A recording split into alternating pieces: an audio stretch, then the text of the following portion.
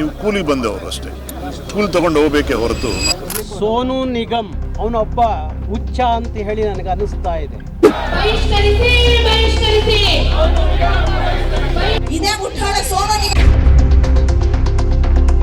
ಇಂಥ ದುರಾಂಕಾರಿ ಸೋನು ನಿಗಮ್ಗೆ ಯಾವ ಬಾಲಿವುಡ್ನಲ್ಲಿ ಅವಕಾಶ ಇರಲಿಲ್ವೋ ಅವತ್ತು ಕನ್ನಡದ ನಿರ್ಮಾಪಕರು ಅವರಿಗೆ ಲಕ್ಷಾಂತರ ರೂಪಾಯಿ ದುಡ್ಡು ಕೊಟ್ಟು ಅವ್ರನ್ನ ಕನ್ನಡಕ್ಕೆ ಕರ್ಕೊಂಬಂದು ಅವರಿಗೆ ನೂರಾರು ಸಿನಿಮಾಗಳಲ್ಲಿ ಆಡಲಿಕ್ಕೆ ಅವಕಾಶ ಕೊಟ್ಟಿದ್ದು ಕನ್ನಡ ಚಿತ್ರರಂಗ. ಬಹುಶಃ ಅವರು ಮಲಯಾಳಮಲ್ಲಿ ಆಡುವಾಗ ಅವರಿಗೆ ಕೊಡ್ತಾ ಇದ್ದ ಹಣ ಎಷ್ಟು ಅಂದರೆ 75,000 ಒಂದು ಹಾಡಿಗೆ. ಆದರೆ ಕನ್ನಡದ ನಿರ್ಮಾಪಕರು ಅವರ ಒಂದು ಹಾಡಿಗೆ 4 ಲಕ್ಷ ರೂಪಾಯಿ ಕೊಟ್ಟು ಅವ್ರ ಕೈಲಿ ಕನ್ನಡದ ಹಾಡನ್ನು ಹಾಡಿಸಿ ಕೈ ತುಂಬ ಹಣ ಕೊಟ್ಟು ಕಳಿಸ್ಕೊಡ್ತಾಯಿದ್ರು. ಅದರ ಋಣವನ್ನು ತೀರಿಸಬೇಕಾದಂಥ ಸೋನು ನಿಗಮ್ ಆದರೆ ಕನ್ನಡಿಗರನ್ನು ಭಯೋತ್ಪಾದನೆಗೆ ಹೋಲಿಸುವ ಮುಖಾಂತರ ಕರ್ನಾಟಕಕ್ಕೆ ಮತ್ತು ಕನ್ನಡಿಗರಿಗೆ ಅವಮಾನ ಮಾಡಿದಂಥದ್ದು. ಅವನಿಗೆ ಸರಿಯಾದ ಪಾಠವನ್ನು ನಾವು ಕಲಿಸಲೇಬೇಕಾಗುತ್ತೆ. ಈಗ ಅವನ ಮೇಲೆ ಒಂದು ಮೊಕದ್ದಮೆಯನ್ನು ನಾವು ಹೂಡಿದ್ದೀವಿ. ಕರ್ನಾಟಕ ರಕ್ಷಣಾ ವೇದಿಕೆ ಅವನ ಮೇಲೆ ಒಂದು ಕೇಸ್ ರಿಜಿಸ್ಟರ್ ಆಗಿದೆ.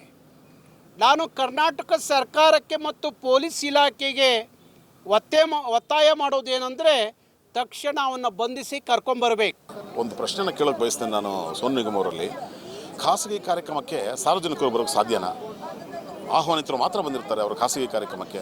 ಆಹ್ವಾನಿತರು ಬಂದಾಗ ಆಹ್ವಾನಿತರು ದುಡ್ಡು ಕೊಟ್ಟು ಕರೆಸಿರ್ತಾರೆ, ಅವರೇ ಕರೆಸಿದವರು ನೀವು ಕನ್ನಡವನ್ನು ಹಾಡದೇವರೇ ಕರ್ನಾಟಕಕ್ಕೆ ಬಂದು ನೀನು ಮಹಾರಾಷ್ಟ್ರಕ್ಕೆ ಬಂದಿದ್ದ ನಾವು ಹಿಂದಿ ಹಾಡು ಅಂತ ಕೇಳೋಕ್ಕಾಗತ್ತಾ, ಅಥವಾ ತಮಿಳು ಹಾಡು ಅಂತ ಹೇಳೋಕ್ಕಾಗತ್ತಾ, ತೆಲುಗು ಹಾಡಿ ಅಂತ ಹೇಳೋಕ್ಕಾಗತ್ತಾ? ಕರ್ನಾಟಕಕ್ಕೆ ಬಂದಾಗ ಕನ್ನಡದ ಕಾರ್ಯಕ್ರಮ ಮಾಡುವಾಗ ಕನ್ನಡದ ಹಾಡುಗಳನ್ನು ಹಾಡೋದು ಹಕ್ಕು ನಮ್ಮದು. ಆ ಹಾಡುಗಳನ್ನು ಕೇಳೋದು ಬಹಳ ಹೊತ್ತು ನೋಡಿರ್ತಾರೆ, ನೀವು ಹಾಡಿರಲ್ಲ, ಹಾಗಾಗಿ ಬಲವಂತವಾಗಿ ಹಾಡಿ ಕೇಳಿರ್ತಾರೆ. ಅದರಲ್ಲಿ ತಪ್ಪೇನಿದೆ?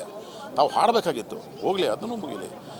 ಒಂದು ಕಾರ್ಯಕ್ರಮದಲ್ಲಿ ಕನ್ನಡ ಹಾಡನ್ನು ಕೇಳಿ ಅಂತ ಕನ್ನಡಿಗರು ಕೇಳಿದ ತಕ್ಷಣ ನೀವು ಅದನ್ನು ಪೆಹಲ್ಗಾಮ್ಗೆ ಹೋಲಿಸುವಂಥ ಒಂದು ಸಣ್ಣ ಬುದ್ಧಿಯನ್ನು ತೋರಿಸಿದ್ದೀರಿ. ನಿಮಗೆ ಕನ್ನಡ ನೆಲದ ಮೇಲೆ, ಕನ್ನಡ ಭಾಷೆ ಮೇಲೆ ಯಾವನೋ ನಮಗೆ ಭಯೋತ್ಪಾದಕ ಅಂದರೂ ನಿಮಗೇನೂ ಅನಿಸಲ್ಲ ಅಂದರೆ ನೀವು ಸತ್ಪ್ರಜೆಗಳಲ್ಲ, ಸತ್ತ ಪ್ರಜೆಗಳು.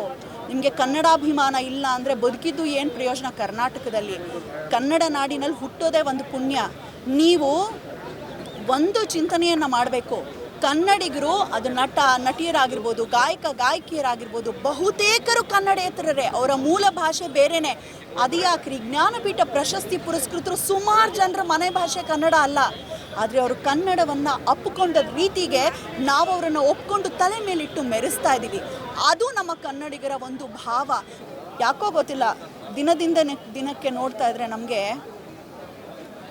ತುಂಬ ದುಃಖ ಆಗುತ್ತೆ. ನನಗೆ ಯಾವ ಮ್ಯಾಚ್ ಗೆಲ್ತು, ಯಾವ ಮ್ಯಾಚ್ ಸೋಲ್ತು, ಏನು ನಮ್ಮ IPL ಅಲ್ಲಿ ಏನಾದರೂ ನಮ್ಮ ರಾಯಲ್ ಚಾಲೆಂಜರ್ಸ್ ಸೋತ್ಬಿಟ್ರೆ ನಾವು ಎಷ್ಟು ದುಃಖ ಪಡ್ತೀವಿ. ಅಫ್ಕೋರ್ಸ್ ಅದು ಕನ್ನಡತನನೇ, ಅದು ಕನ್ನಡಾಭಿಮಾನನೇ. ಅದೇ ಅಭಿಮಾನ ಕನ್ನಡಿಗರ ಮೇಲೆ ದಬ್ಬಾಳಿಕೆ ಆದಾಗ ಕೂಡ ಬಂದಾಗ ಮಾತ್ರ ಕರ್ನಾಟಕ ಉದ್ಧಾರ ಆಗುತ್ತೆ ಸರ್. ಸಿನಿಮಾ ನಿರ್ದೇಶನ ನಾನು ಮಾತಾಡೋದು ಒಂದೇ, ದುಡ್ಡುಗೋಸ್ಕರ ಯಾವ ಭಾಷೆ ಹಾಡಬಹುದು. ದುಡ್ಡುಗೋಸ್ಕರ ಬಂದವರು ನೀವು. ನಿಮಗೆ ಇಲ್ಲಿರೋಂಥ ಕನ್ನಡ ಭಾಷೆ ಬಗ್ಗೆ ಅವಮಾನ ಮಾಡೋಷ್ಟು ಅಧಿಕಾರ ನಿಮಗಿಲ್ಲ ಅಂತ ಹೇಳಕ್ಕೆ ನಾನು ಇಷ್ಟಪಡ್ತೇನೆ. ಯಾಕಂದರೆ ನೀವು ಕೂಲಿ ಬಂದವರು ಅಷ್ಟೇ, ಕೂಲಿ ತಗೊಂಡು ಹೋಗಬೇಕೇ ಹೊರತು ಇವನ್ನ ಅವಮಾನ ಮಾಡಬಾರದು. ಆಮೇಲೆ ಕನ್ನಡದವರು ಕನ್ನಡ ಹಾಡಿ ಅಂತ ಕೇಳ್ಕೊಂಡಿದ್ದಾರೆ ಅಷ್ಟೇ ಬಿಟ್ಟು ನಿಮ್ಮನ್ನು ಅವಮಾನ ಮಾಡಲಿಲ್ಲ, ನಿಮಗೇನು ಧಿಕ್ಕಾರ ಹಾಕಲಿಲ್ಲ, ನೀನು ಯಾಕೆ ಬಂದಿ ಅಂತ ಕೇಳಲಿಲ್ಲ. ತುಂಬ ಖುಷಿಪಟ್ಟಿದ್ದಾರೆ, ನಿಮ್ಮನ್ನು ಸ್ವಾಗತ ಮಾಡಿದ್ದಾರೆ, ನಿಮ್ಗೆ ಕೇಳಿದಷ್ಟು ನಿಮಗೆ ದುಡ್ಡು ಕೊಡ್ತಾ ಇದ್ದಾರೆ ಅವರು. ಬಟ್ ಬರೀ ಹಿಂದಿ ಹಾಡಲೇ ಹೆಂಗೆ, ಕನ್ನಡ ಹಾಡಂತ ಕೇಳುವಾಗ ಅವಮಾನ ಮಾಡಿದ್ದು ತಪ್ಪಂತ ಹೇಳ್ತಾ ಇದ್ದೀನಿ. ಇವತ್ತು ಚಾಂಬರ್ನಲ್ಲಿ ಸಭೆ ನಡೀತಾ ಇದೆ, ಚಲನಚಿತ್ರರಂಗದವರೆಲ್ಲ ಸೇರಿದ್ದಾರೆ. ಅವರು ಯಾವ ನಿರ್ಧಾರ ತಗೊಳ್ತಾರೋ ಆ ನಿರ್ಧಾರಕ್ಕೆ ನಾನು ಬದ್ಧನಾಗಿರ್ತೀನಿ. ವೈಯಕ್ತಿಕವಾಗಿ ನಾನು ಹೇಳೋದು ಏನಂದರೆ, ಸೋನು ನಿಗಮ್ ಅವರು ಮಾಡಿದ ತಪ್ಪು, ಆ ರೀತಿ ಮಾತಾಡಬಾರ್ದು ಅಂತ ನನಗೆ ಹೇಳಕ್ಕೆ ಇಷ್ಟಪಡ್ತೀನಿ.